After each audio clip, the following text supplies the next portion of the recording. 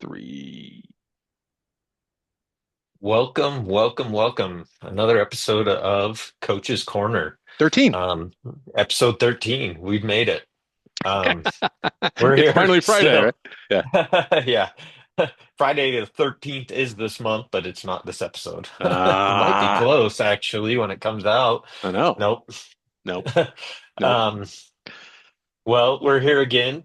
Adam Gaheb and myself, Focal Point coaches, here to discuss business. And discuss coaching businesses. And today we want to kind of touch base on something that we're discussing a lot with our clients and wanted to help maybe discuss vision and how we're getting there with our clients and helping them um, go from point A of where they're at today and point B. That could be 3, 5 years from now, Yep. Yep. and kind of what's the point, or what should we be looking at on how to get to that point B? Yeah. So, like to me, it all comes back to having a unified direction, right? How do you get that unified direction? Um, and then what is the vision that it takes in order to get there? And I think there's multiple factors, right? Whether we want to talk about goals, strategic planning, KPIs, measurement of traction, if you want to talk about cohesion and keeping teams together, I think there are all kinds of factors that go into getting clients to understand that a vision is what is necessary in order to build out a plan. And from that plan, you break it down into smaller tasks and subtasks. And then it's all about assignment and allocation and delegation to make sure that those, get handled. And some of the conversations that I'm having a whole lot right now are around, all right, Adam, here's what I want to do. This is my goal for, Q1 of 25. What do I have to do in order to make sure that that is disseminated, it's understood, and we can actually hit the ground running, January 1? And it sounds like such an easy question. There's so much to do, right? Like we can do anything, but we can't do everything, right? But, So, but and go for it. I guess it's being realistic about what we can do and the small steps that we can take as business owners or business leaders, to get to that point B, and then who else needs to be involved? Okay, Who bingo, go go? bingo. So who needs to be involved? When you set your vision, right? I want to do X at in first quarter of next year. Before we start getting into, okay, well, these are the goals and sub goals that come from that. It's who are the resources that I need, or more importantly, the skills that I need in order to be able to make, progress on that given goal. It's not even the resources, Mike. It's the skills. Because, once you start to identify the skills or talents necessary, then it's, well, okay, do we have those skills and talents in-house? So you start like peeling this stuff back. It's okay, here's my want, my need, my vision, my this is what we're working on. Do we have, do we know what we need in order to make progress? Do we have the skills in-house in order to do it?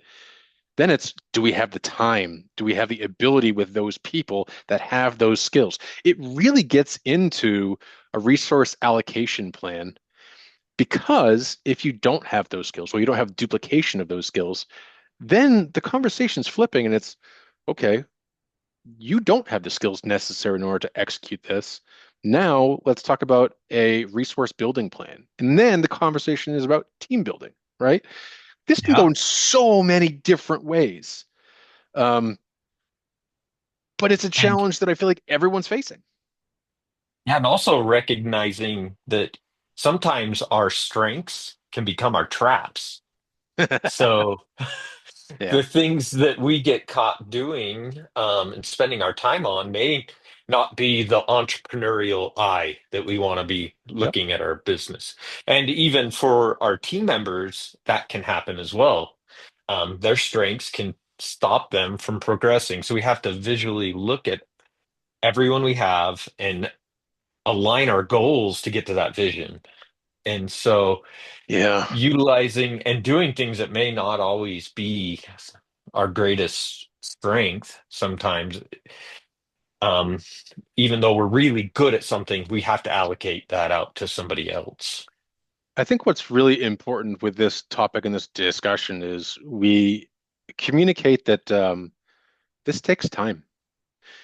This is not something that can be done overnight or in most cases in an hour, 2 hours, sometimes a week. It takes time and it behooves you and the business to take your time to get all the facts, get all the variables identified, get all your details so that when you start building out a plan, you Mhm. have all the knowns identified, marked, you have the unknowns, you have the constraints.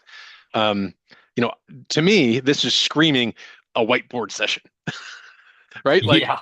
right there. Yeah.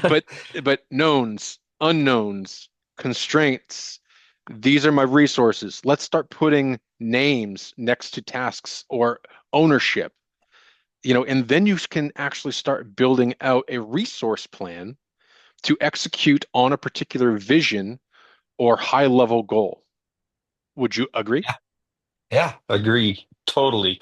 It's those small steps. If we even just writing it out, like you say on a whiteboard, we know what the steps are and what we got to do. The Yeah. other thing you can stop and look at is you can look at your own calendar. Look at what you've done the last week.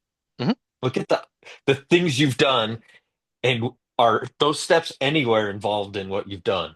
Okay, now if we haven't taken those little steps, well then we need to fit it into our calendar going forward and fit it into Yep.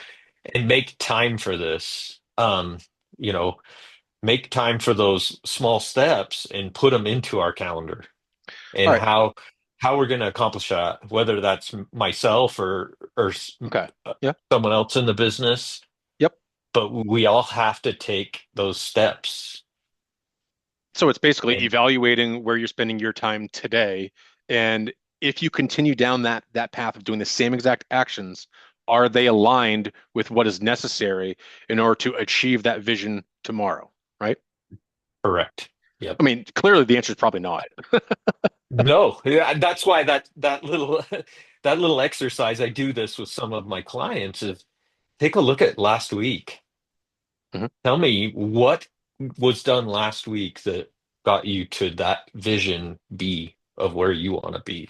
You know, if it's a trip to Fiji or whatever it is, we Mhm. got to have we got to have a plan and a flight path to get there. And Well, if I look back and say, you know what, there was nothing achieved last week that was going to take steps, whether that's getting through TSA or whatever it is to get to Fiji, then we're not going to get there. I think the other thing that we could kind of spin off this is what'd you do first, and was that the proper first step? Um, I think it's quite often that we see people formulate ideas, opinions, directions in their mind. And then when it comes down to communication and getting that out so it's understood across the entire organization, that's where you see your first failure point because you don't start at the ground, right? Level Yeah. zero with your explanation of what you're trying to do, why you're trying to do it, what value it's going to add for you, what inhibitors or what unknowns are there that may derail or slow down your progress. These are some of those variables that I was just talking about, right? If you don't spend that time to get those details and list these types of things out, when you jump to the communication phase, you're already at step seven, step eight, Yeah. right? And trying to bring people in to consuming a vision, to consuming a new direction, to, identifying that P1 priority for your next X time frame, that's super hard if they don't have the details and the underpinnings of why you're doing it, what value it's adding, how does it deviate or change from what you're doing today, and what is the expected outcome, timeline, and expectations of a completed successful implementation. Yeah. You're so right. It's often I ask people if they know what their vision is. They don't even have that. So if we can't, and our team members especially, if Mhm. they don't know what the vision is, if it's opening four more offices in the next 3 years, or if it's um, an X revenue number, we don't have that and people don't know it, then that's the first communication failure. And and Yeah. you know, if we're not able to communicate our vision and our team members aren't able to communicate it back and what their part and what they play in getting there, we've already lost in communication. Well, without the ownership piece, there is no accountability. And, to take it a step further, I don't think it's just the ownership of who owns what piece of the the plan or the task list. But I think what is super important when it comes to getting the communication rock solid is not just the ownership, but what are the pass off points? What are the areas where you're going to have to interact with someone either outside of your sphere of influence or your team, or maybe a third party vendor, or you need and you're reliant on someone outside of your control? That is a risk factor when it comes to implementation or execution towards your given goal, path, or vision, correct? Correct. Yeah. Once So that's not, they're not taking ownership of that, or we're not giving them that ownership as well. I guess my point is the devil's in the details, and having all of these variables outlined, maybe on a whiteboard, maybe in a spreadsheet if that's your thing. I'm a whiteboard guy, but get all the knowns, get all the unknowns, put risks next to each one. Value-wise, I mean, put values. Let's go with values Yeah. next to Values. each of the tasks or actions or priorities so that you understand which ones are critical, and more importantly, Mike, what is step one? If you can get all of those things down, I think it's a really simple way to start this process when someone asks me, well, how do I insert a vision and how do I get it communicated out?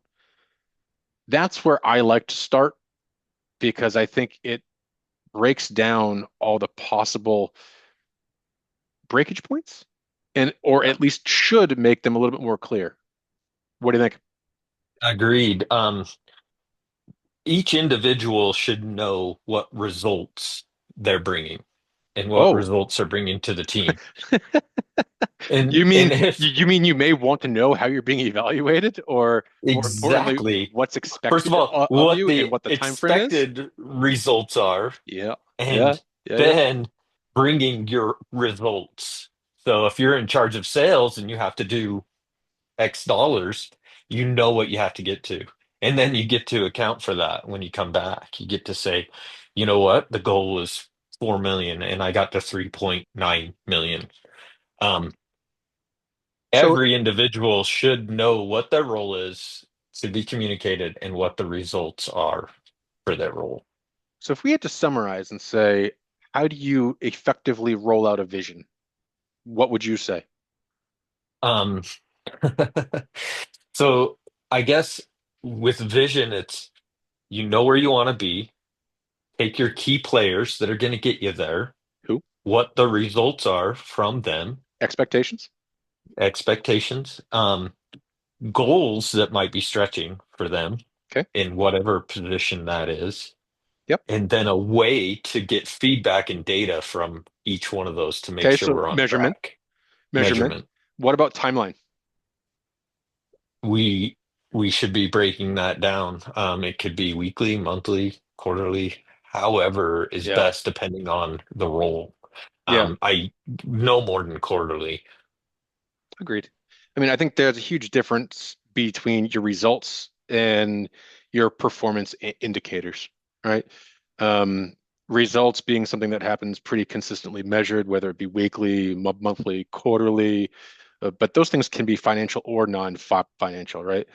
Yep. Um, but the performance, well, I mean, that's all non-financial stuff. That's I hit 3 out of 5. Those types Yep. of things. But getting those identified and articulated, I think, is extremely important because you have to have a date in which you're going to be measuring them. You have to know what the outcomes are, how you're going to be measured in around success, and you need to make sure you have the accountability piece, which is it's the ownership. And from once you establish the ownership, I think then you can expand upon our quote unquote summary and you can get into communication, um, best practices, do's and don'ts, and how to break down the levels of communication so that you're speaking to every person within the organization successfully, right? Because Yeah. digestion is a huge part of, well, the success of any new venture. Yeah. It's vision is so big, and getting everyone on the same page and communicating that, then looking at it. I understand, like, if you're a sales rep, it's like, man, Mhm. I did my performance, right? I did my 10 calls. Well, I Yep. didn't get any results from that yet. Yep. So let's look at it a week from now. You make 10 calls every day, results start coming. And just communicating, having a way to share that information. You know what? 10 calls today, 10 calls the day before, 10 calls the day before that. And you know what? Here are the results at the end of the week. I got 7 appointments. I've got 3 closed deals. Um, it can be a bit daunting if we have goals that we don't think we can achieve, but if we break it down and we communicate it and give the data to show what we're doing every day, it even motivates you more to get to that vision. Oh, that's a good one, right? I mean, it can be infectious. So we just spent Yep. some time talking about, let's call it the positives, the things that we should do in order to generate, enact, push down a vision so that you're ready to go January 1st. These are all things that we can be doing now. Um, let's look at the negative space. What happens to an organization come January 1st if you haven't gone through this exercise? Let's talk through that. What are some of these struggles or negatives that you either see or can foresee for an organization that does not undertake these exercises? Uh, that's we can we can get to a place where we're just rinse and repeat, and we talk about, the sigmoid curve and Mhm. traps. Yep. And there's a trap that we've hit growth. We're doing the same thing we did the year before, no vision. It's working. But eventually the results aren't going to be there. And we're not, that motivation, what I talked about just a little bit ago, Mm. nobody's doing their job. They're not motivated to do their job. They're Okay. doing it. They come in, they have no end, not even end vision, just no um place to go other than come in, punch the clock, and do their job. So if I were to And summarize that, would that be no change in action equals no change in results, or a decline in results? Those are those two uh, options that you kind of see there? yeah, decline's almost inevitable if you look at that sigmoid curve Well, yeah. and what Yeah. happens. It's mathematically been proven over and over again Time in, that time out, example after example. You know, I would take it a step farther. I think if you don't undertake these exercises, before you venture off into a new direction, a new path, you could have your first couple weeks where everyone is running in different directions. The cost, the overhead, Mike, that it takes you to put a stop to that. We all know stopping any machine is hard. It's not just you press a button and everyone just halts, right? You may have gone down in different directions. You may have made decisions that have financial ramifications that are hard to kind of walk back. This isn't politics where you can walk back anything you say, right? Um, so I think the negative impact or the potential overhead cost of going in and refactoring a decision and realigning can almost throw your entire timeline off just by those first 2 weeks of not being in agreement. What is Part, the cost if you don't get that going? And I think it's, you I can't think even it's, hardly put a value on it. I mean, a dollar figure, a time figure, no, that's tough. What I can say is from experience, recovery or likelihood of recovery from any Q1 deliverable that has not gone through this process, that is not crystal clear on day one, means that you're going to have a real inability to meet that deadline. And more importantly, you may have done yourself more disservice over the long run of not just meeting that Q1 goal, but all of your quarterly, your iterative goals that are going to really focus and drive your attentions towards 25, right? This is not to go scare everyone and say the sky is falling chicken little, but I think what we're trying to highlight here, or at least what I'm trying to highlight here, is the importance of preparation, of knowing the space you're going to be operating in, knowing the players, having the details. I think it's critical to make sure you don't have false starts, right? Like I said, stopping that button, hitting that stop button and getting that machine to grind to a halt is hard. Walking back some of those decisions that have been made takes time, takes resources. It takes additional planning cycles, which then elongates the restart time of getting that project back up and in a forward direction. So to So my me, it's just you have to do it. That preparation saves you so much more than the cost of what it is to actually execute. my question to you is, how complex does this have to be? Do I have to spend hours at it? Do I have to dig and look up all this information and try to make a decision on all this data? No, no, no. So you don't want data paralysis. All right. Um, I think hour and a half, 2 hours, whiteboard, get your key contributors in a room. Here, oh gosh, I'm just chuckling. This is a brainstorming Yeah. session, right? Um, Yeah. hey guys, you know, this is what I'm thinking we want to focus on. What do we need? Who are the people? What are my assets? What are the things that worry you? If you had to execute this, Mike, what would keep you up at night? Get a conversation started. That is the best way to brainstorm because as any leader, owner, business driver, we don't and we can't be the smartest guy in the room or gal um, all the time. It's physically impossible. We've talked about the best leaders that we've ever had, the best bosses, the best mentors, the best examples that we chose to drive our careers and our likeness out of were great listeners. They were collaborators. They were people that, brought the best out of others. And how do you do that? Well, you do that through communication, laying out your goal, your want, your vision, and then letting people pick it apart, add to it. You know, you were talking about gaining momentum. When you throw out a cool idea and someone's like, man, I never thought of that, that would really help us here, here, and here.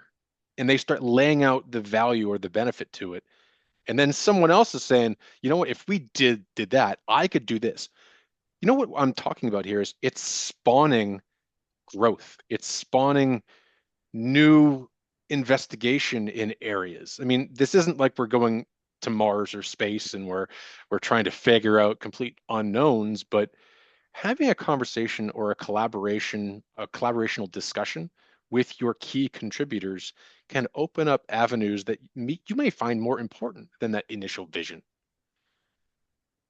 Agreed. Irregardless, it is a great way to establish who needs what the impacts are to each and every person within the organization, and then what's going to add the most value, and more importantly, the timeline of order of operations, high levels. So You asked a very simple question. How long does it have to be?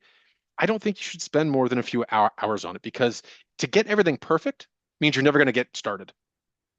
Get enough out there so that you can identify where your big inhibitors to progress are. Break those Oh, off into smaller groups, right? Maybe let's say if you have a leader set of six, right? Maybe you have identified three main work zones or work areas. Break down and say, you know what, Tom, Jane, go off and can you just talk through and give me your perspective on, what your biggest challenge would be for this, right? Break it up and then circle back. To me, that's a half day exercise. And from that point, Mike, you should be able to have enough of your big rocks uncovered and enough investigation done to be able to make a decision, an educated decision on how you want to set your directional, um, let's call it compass, your true north. My 2 cents. I, it's so, it seems like it's a daunting task and it's such a simple thing when we think about we work 40, 60 hours a week all year, If we're 52 lucky. weeks a year, whatever. I mean, 48 weeks a year, whatever you work. Stop and take 2 to 3 hours, write it down, create a vision. Mm, I've been doing this with my write it clients down. and work through this. Um, and that it will set your course to where you want to be. And you you make yourself accountable to what you want to get done to get to your vision. So if we just And make it sound so easy, why is it so hard? finding time, or even just taking a step back from what we're doing every day, that it's valuable. It's very valuable. What we do every day is valuable, but there's something of higher value, which is stopping and looking at the direction we're going So to make sure we we get there. we had a all team call within Focal Point yesterday, and our CEO Steve Thompson multiple times and several others, said, let's slow down to speed up. And that was a message that, was hammered home for all of us, not just in the way that we coach, but for ourselves in how we are looking at our own businesses, our own cycles and structures that we're putting into place for next year, where our focal points are, no pun intended, but this is a joke that just keeps on giving. My children are somewhere in there cringing. Um, but slow down to speed up. And, Yeah. you I know, do this with my kids we go-karting. My kids love to go-kart, and I love driving cars and things like that. And I always say to them, smooth is slow, but once you're smooth, you'll go fast, yeah. to help them understand. It's like, slow down, do the corners the right way, execute them the way you're supposed to. Look at how you're entering, look at how you're exiting, how how we come into it. It might feel slow for a while, but eventually that becomes an action that becomes way faster when you're. And I know go-kart sounds silly when I say Nope. that, but Nope. it's once you get those corners down and you think them through, where you enter, where you exit, where your apex is, when you brake, what you're doing, you will be faster than anybody else on a corner. I think here's a really, really, really simple example of that concept being played out throughout history. Let's look at Rome. Um, when Rome started expanding, they had trade routes, they had all kinds of travel and things heading out and coming back into the city of Rome. What was one of the largest investments that they made? And I don't mean internal infrastructure to Rome or about running water, but in order to facilitate the continued progress of their trade, their expansion, and their growth. What do you think that would be? Don't know. Honestly, I was going towards water was where my brain went. Well, Waters was great, but if we're talking about expansion, I would argue that would be roadways, Trade Mike. routes. Yeah, trade Roadways, routes. roads, Yeah. right? Um, if you are blazing a trail and without a road, your trail is probably going to deviate each time you take that given route, right? And you're going to be spending more time clearing debris, setting a clear path, getting your direction, making sure that you are traveling in the proper direction. Um, and point here is, well, that's not what Rome did. Um, they identified paths and destinations, and they knew that they were going to be utilizing these destinations and these pathways multiple times, and they invested. They invested in Yeah. roadways. They could travel much faster with a given path, a given road, something that was smoothed out, right? That didn't have all the bumpy terrain. And sorry for going off on a tangent here, but that kind of popped in my mind when you were giving your go-kart analogy. You know, smooth is slow until it's not. Um, look back through history. History tells us preparation and execution on that early preparation allows us to speed up over time and really get efficiency out of the operations that we're trying to build, right? Yeah. I'm gonna It's share my screen right now. awesome. I, I don't do this very often. Never. Here you go. Set your tracks. Yeah. Tracks go from point A to point B. There's no on ramps, off ramps. There's no bends we can take. We stay on our tracks and go. Sorry, I'm sure this is Oh, from my strategic planning that I I share with my clients is you gotta set your tracks and stick to them. the railways was another excellent example. Probably a little bit more direct than my Rome, but I think it works. Point being, um, lay that foundation, that framework, lay those core competencies. Look at the things that you know are going to be critical for your success. Make sure you understand the ins and outs of all of those, because a vision is just a vision. It's a dream. The vision needs to turn itself into a plan, a strategic plan, something that can be broken down into smaller bits and pieces, things that are more consumable. Something that's, big, hairy, and aggressive can be daunting. It's hard to get traction and to really get that initial inertia in order to get the momentum that's necessary for success. Um, I don't know. This has been fascinating, but I really took it Yeah. to heart yesterday. Slow down to speed up. This is a good time of year to talk about it, and I think this is a good way for us to close 13 or Yeah. episode 13. Episode 13. Yeah, Well, I love this conversation. It's something I've been having this conversation a lot with my clients, and it's something that you and I love to do and want to help and want to be there as a coach. not just that, but So, it's something that everyone goes through. Every single person, doesn't matter what your business, what your vertical, what your industry, whether or not you're, a first line manager or you're a CEO or you're a member of a board. Every single person can understand and resonate with the discussion that we just had. yeah. It's cool.